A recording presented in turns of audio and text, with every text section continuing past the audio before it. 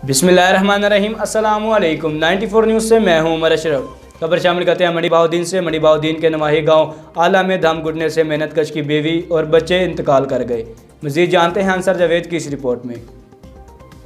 मड़ी बहाउद्दीन नवाही गाँव आला में मोहम्मद अशरफ मरहूम की बीवी और 2 बच्चे दम घुटने से जाँ बहक हो गए। रेस्क्यू ने लाशें DHQ अस्पताल में मुंतकिल कर दी। तफसीलात के मुताबिक मड़ी बहाउद्दीन नवाही गाँव आला स्टेशन पर बदकिस्मत खानदान के 3 अफराद माँ समेत दम घुटने से जाँ बहक हो गए। रेस्क्यू 1112 ने मौका पर पहुंचकर मोहम्मद अशरफ मरहूम की बीवी 50 साला परवीन, इसकी बेटी 17 साला इरम उमर रुबाब और 20 साला जिशान को डिस्ट्रिक्ट हेडक्वार्टर अस्पताल मुंतकिल कर दिया।